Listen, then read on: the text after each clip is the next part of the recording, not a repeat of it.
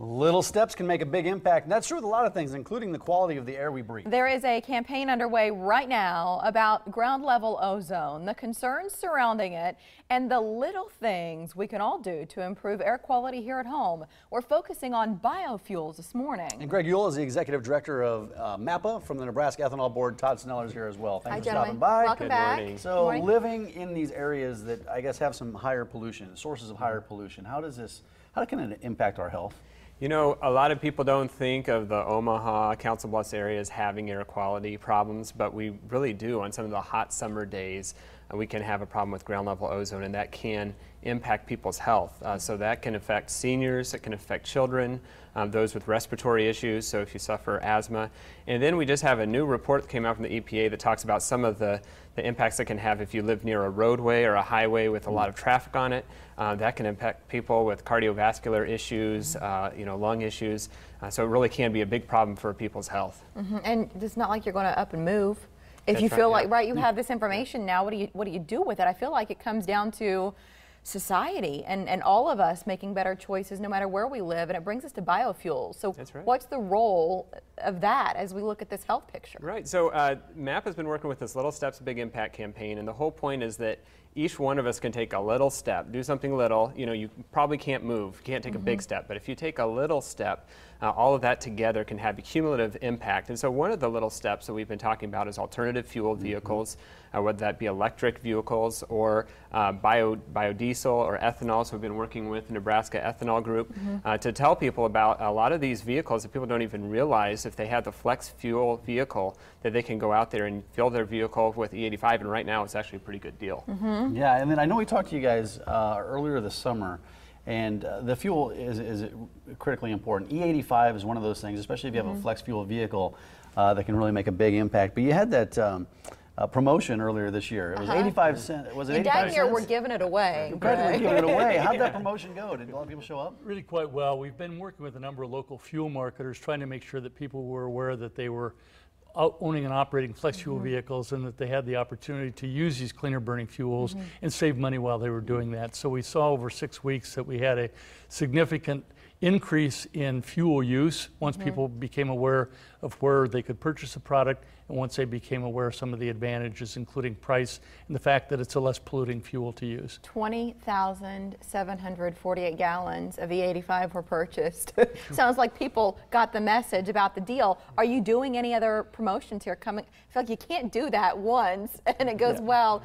Are you going to do it again or something similar? We have had a series of both summer and upcoming now will be a series of fall promotions, both in Iowa and Nebraska. We think this is important as a metropolitan area that we focus on both sides of the river, and we're doing that in cooperation with a number of other partners. We're also launching an I-29 corridor so that as we take a look at this pollution problem in metropolitan areas, we don't focus strictly on a very small geographic area, but we're going to be focusing on marketing of these fuels from Omaha to Sioux Falls during the fall months as well. So it really is an area approach, trying to make sure that consumers are aware of the opportunities they can take, not only to exercise more choices at the fuel pump, but to save some money and to reduce the polluting effects of some of the fuels that they've used in the past. And I think Greg brought up a great point, those flex fuel vehicles. Some people don't even realize they have them. So it's got that, I drive an Explorer, a newer model, it's got the flex fuel logo right on the back, and then you open the gas cap, it says flex fuel right on the inside. That's what people should look for in their cars. That's right. I think it's 1 in 7 of all vehicles are now flex fuel vehicles. So there's a lot of vehicles out on the road, people are driving them, and they may not even be aware that this is an option for them. So a lot of them are out there. And we didn't touch on it, but maybe we could put that graphic back up about your options, because I think this is, if you wouldn't mind, maybe walk us through some of this information for our viewers, sort of who are just now getting their heads around this issue. One of the things we've tried to point out is that consumers have a choice when they pull up to the fuel pump. In the past, they've had a choice between gasoline and the E10 10% ethanol blend, but now we have a number of local marketers offering an E15 blend, which is 15% ethanol. It's even less expensive than E10, less polluting than gasoline, and significantly lower in cost than gasoline, and then E85. So all of those vehicles, all those flex fuel vehicles can use E85. Virtually any vehicle on the road today can use E10, and any vehicle 2001 and newer can use E15. In addition to that, anybody driving a diesel vehicle can use biodiesel. So all of those vehicles are cleaner burning, and they give consumers a much better choice than they've had in the past. So we think those are important reasons to try to use these fuels whenever available.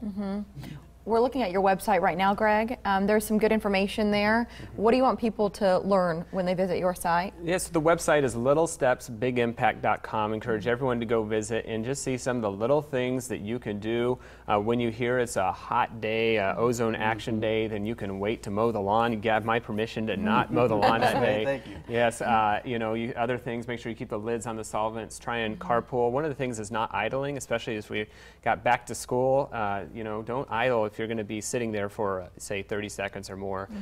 So a lot of the little steps that people can do that will help us keep that air quality good for us to breathe. As we move into the fall and winter months, the air quality improves. That's right. Ozone is formed, ground level ozone is formed by the hot and the mixture of the hot and then the emissions coming up. So, and then when you don't have a lot of wind. So during the winter months, we typically don't have a problem with ground level ozone. There are some other kinds of air pollution, the particulates, but the ground level ozone is really basically during the baseball season. Right, and this is a tough day right now today. Probably, I haven't seen the rating. Go to the website, you can check that out. It is like it's on the website. Up to the minute air quality information there. So again, it's littlestepsbigimpact.com. Gentlemen, good to have you here. Greg, Todd, thank you. Todd, thanks a lot. Appreciate it. Thank you. Well, the Beer and Bacon Festival, Mike, it is back for its 4th year already. And we're going to get a taste of what's on the menu this Saturday. That's coming up next.